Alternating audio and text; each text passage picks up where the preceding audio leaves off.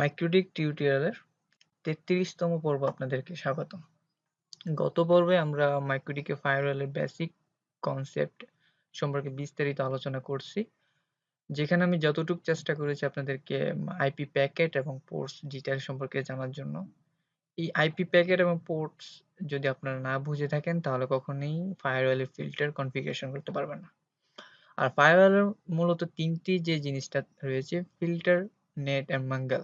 এই ৩টা জিনিস ছাড়া আপনারা কখনো ফায়ারওয়াল ফিল্টার ইনক্লুড করতে পারবেন না। আর এর ভিতর সবচেয়ে যে বিষয়টা রয়েছে সেটা হচ্ছে, আপনি যদি আইপি থেকে ফায়ারওয়ালে যান, এর মধ্যে যে ফিল্টার রুলে যে আপনি প্লাস যে চেইন রয়েছে, চেইনটা সবচেয়ে বড় জিনিস। চেইন হচ্ছে ডিরেকশন অফ ট্রাফিক। আপনি আপনার ওয়েবসাইটে কোন ট্রাফিকটা ফ্লো করতে চাচ্ছেন, ঠিক আছে? তার উপর ডিপেন্ড করে ফিল্টার রুল ক্রিয়েট করতে হয়। এখানে আপনি ৩টি চেইন দেখতে পাচ্ছেন, ফরওয়ার্ড, ইনপুট, আউট। এখানে ৩টি মাধ্যমেই কিন্তু আপনাকে ফিল্টার রুল করতে হবে। এখানে ইনপুট, আউটপুট, ফরওয়ার্ড কি, এগুলো সম্পর্কে আমরা বিস্তারিত জানবো ডায়াগ্রামের মাধ্যমে। তো এর আগে আরেকটু বলে নেই যে ফিল্টার রুল কেন আপনি ক্রিয়েট করবেন। ফিল্টার রুল তখন আপনার অর্গানাইজেশন বিভিন্ন টার্মস এন্ড কন্ডিশন দিয়ে থাকে যে আমার এই ক্লায়েন্টগুলো এই ওয়েবসাইটগুলো ভিজিট করতে পারবে না, বা আমার এই ক্লায়েন্টগুলো যে তারা এরকম ওয়েবসাইটগুলো এই সময় ভিজিট করবে, বা এরকম কোনো ওয়েবসাইট ভিজিট করতে পারবে না। সেটার উপর ডিপেন্ড করে কিন্তু আপনার ফিল্টারিং কি করা, অর্থাৎ চেইনটা ক্রিয়েট করা হয়। ওকে? তো আমি এখানে আপনাদেরকে একটু বলে রাখি, এই সবগুলোর মধ্যে চেইনটা হচ্ছে সবচেয়ে গুরুত্বপূর্ণ। এই চেইনটা যদি আপনি ভুলেও কোনো একটার পর একটা আন্দাজি অর্থাৎ দিয়ে ফেলেন বা পরবর্তী কনফিগার করেন, তাহলে আপনি কিন্তু কনফিগারটা বৈধ হবে না, রং থাকবে বা মিস্টেকে থাকবে। সেজন্য চেইনটা সম্পর্কে আপনাদের খুব বিস্তারিত জানতে হবে। ওকে? তারপরে এখান থেকে অ্যাডভান্স রয়েছে, অনেক অপশন রয়েছে। আমি যদি একটু বড় করে দেখি, এখানে স্ট্যাটিক পর্যন্ত আছে। তো এগুলো নিয়ে আপনার যথেষ্টুকু আলোচনা করব এবং বোঝানোর চেষ্টা করব। এখানে মূলত ফিল্টার রুলস, নেট এবং ম্যাঙ্গেল, এই ৩টা নিয়ে আপনার মূলত ফিল্টারিংটা করায় ফায়ারওয়ালের। এছাড়া বাকিগুলো কোনো সমস্যা নেই। আর রয়েছে লেয়ার 7 প্রোটোকলস, সেটাও আমরা দেখব। বাট এই ৩টা বিষয় আপনাদেরকে আমি বিস্তারিত আলোচনা করতেছি। প্রথমে আমি ফিল্টার্সের চেইন অর্থাৎ ফিল্টার যে ট্যাবটা আছে সেটা সম্পর্কে আপনাদের সাথে একটু ডিসকাস করি। তো ডিসকাস করার আগে আপনাদের একটু বলে দেই। তো আমি যদি এখানে একটু ক্লিক করে দেখুন, এখানে চ্যানেল, অ্যাডভান্স এবং অ্যাকশন, এই ৩টা ট্যাব দিয়ে মূলত আপনার ফিল্টারিংটা করা হয়। এখানে আপনি কোন ধরনের ফিল্টারিং চাচ্ছেন, ইনপুট, আউটপুট, সেটা এখানে ডিসকাশন করা হয় এবং সোর্স অ্যাড্রেস, ডেস্টিনেশন অ্যাড্রেস এবং প্রোটোকল, ঠিক আছে? সোর্স পোর্ট, এগুলো আমরা সব জানবো। এগুলা আপনাকে দিয়ে দেন আপনাকে ফিল্টারটা রুল করতে হয়। দেন অ্যাডভান্স ট্যাবের ভিতরে বিভিন্ন সেকশন রয়েছে যেগুলা সামান্যভাবে কিছু ইউজ করা হয়, এবং অ্যাকশন থেকে কি করা, আপনি সেটাকে অ্যালাউ করবেন না ড্রপ করবেন, রিজেক্ট করবেন, সেটা এইভাবে এখানে বলে দেওয়া হয়। দেন অ্যাপ্লাই, দেন ওকে করা হয়।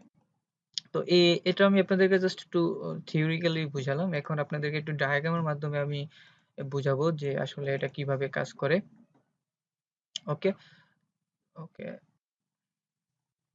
ওকে, তো আমি আমার মাইক্রোসফট পেইন্টে আমি ঢুকলাম। ঢোকার পর আপনাদেরকে একটু বোঝানোর জন্য এখানে আমি কিছু ডায়াগ্রাম আঁকবো। তো এটা হচ্ছে আমার একটি রাউটার। আমি আসলে ডায়াগ্রামটা এঁকে দেন আপনাদেরকে বুঝাবো। আমি আগে এঁকে নিচ্ছি।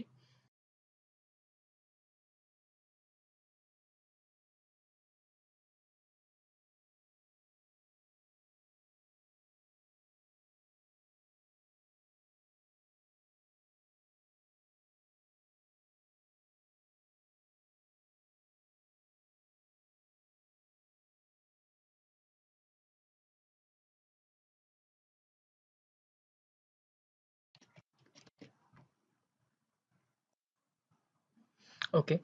তো এখানে একটু দেখুন, আ এখানে আমি মাইক্রোটিকে যে ৩টি চেইন কথা বলেছি, ইনপুট, আউটপুট এবং ফরওয়ার্ড, এই ৩টির বৈশিষ্ট্য সমন্বয়ে একটি ডায়াগ্রাম আপনাদেরকে উম এঁকে দেখালাম। এখানে আমি ৩টি বৈশিষ্ট্য আলাদা, আলাদা করে আপনাদেরকে বোঝাবো। এখানে মনে করেন এটা একটা LAN এরিয়া, এটা একটা আপনার WAN এরিয়া। এর মাধ্যমে মাইক্রোটিক রাউটার থাকতে পারে, বা যেকোনো রাউটার আপনি আপনার যে রাউটারটা ইউজ করেন সেই রাউটার হইতে পারে, মাইক্রোটিক রাউটার হইতে পারে মনে করেন। তো এখানে ৩টি সিস্টেম রয়েছে। তো ওয়ান এ থাকা মানে ইন্টারনেট, আর LAN এ থাকা মানে আপনার প্রাইভেট নেটওয়ার্ক।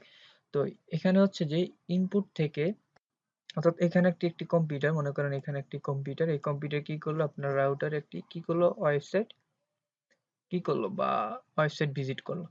হ্যাঁ, ওয়েবসাইট ভিজিট করতে গেলে তার রাউটারের তো সমন্বয় হয়ে যেতে হবে, তাই না?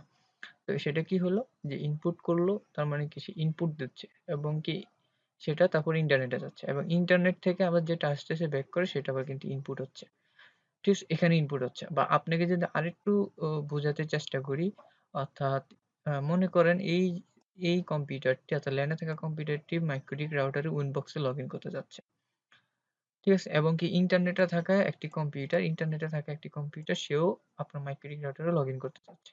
তার মানে আপনার আপ তার মানে তারা হচ্ছে সোর্স, অর্থাৎ LAN এ থাকা যে কম্পিউটারটা সে হচ্ছে সোর্স, আর WAN এ থাকা যে কম্পিউটারটা সেও হচ্ছে সোর্স, আর আপনি হচ্ছেন ডেস্টিনেশন। আমি আপনাদেরকে বুঝাতে পেরেছি। অর্থাৎ যে আপনাকে আপনার রাউটারে হিট করবে, মানে রাউটারে ইন করবে। রাউটার থেকে আপনাকে আপনার রাউটারে প্রবেশ করবে সে হচ্ছে সোর্স পিসি। আর যেহেতু আপনি ডেস্টিনেশন অর্থাৎ আপনাকে হিট করতে চাচ্ছে, তাহলে আপনি হচ্ছেন ডেস্টিনেশন। আ ডেস্টিনেশন যেটা বলি। আমি আশা করি বুঝাতে পেরেছি। অর্থাৎ যেই ব্যক্তি বা যে পিসি আপনাকে ইনপুট করবে অর্থাৎ আপনাকে হিট করবে সে হচ্ছে সোর্স অ্যাড্রেস। সে হোক LAN এ থাকা একটা পিসি হোক সে WAN এ থাকা একটা পিসি। কিন্তু ডেস্টিনেশন আপনি। তার মানে ইনপুটও আপনাকে হিট করতেছে, WAN ও আপনাকে হিট করতেছে। আপনার রাউটার হয়ে কিন্তু হিট করতেছে।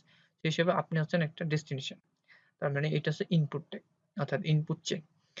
আউটপুট চেইন হচ্ছে যখনই একটি কম্পিউটার LAN এ থাকা একটি কম্পিউটার আপনাকে হিট করছে এবং WAN এ থাকা একটি কম্পিউটার আপনাকে হিট করছে, তখন ১ম এ সেটা কি হচ্ছে?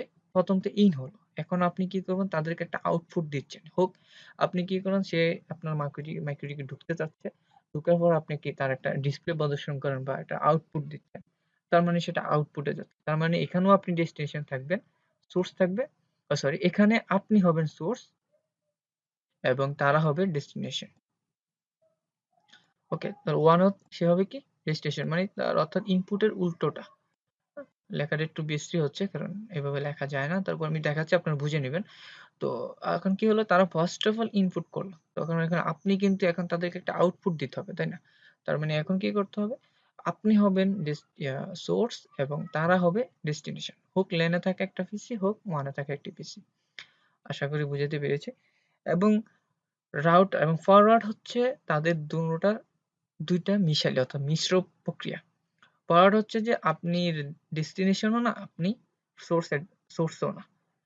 তার মানে কি আপনি ২ টা সমানে কি করতেছেন? ফরওয়ার্ড করতেছেন। ইনপুট আউটপুট করতেছেন। সেটা কি ক্ষেত্রে? যখন এই পিসি অর্থাৎ LAN এ থাকা কোনো পিসি একটি ওয়েবসাইট ভিজিট করতেছে, যখন কোনো সার্ভারে WAN এ থাকা কোনো সার্ভারে হিট করতেছে, সে আবার তাকে তাড়াতাড়ি ব্যাক করে দিচ্ছে। তার মানে এই যে এটা হচ্ছে তার ইনপুট এবং সাথে সে যেহেতু ব্যাক করতেছে অর্থাৎ এটা দিয়ে হবে তার আউটপুট।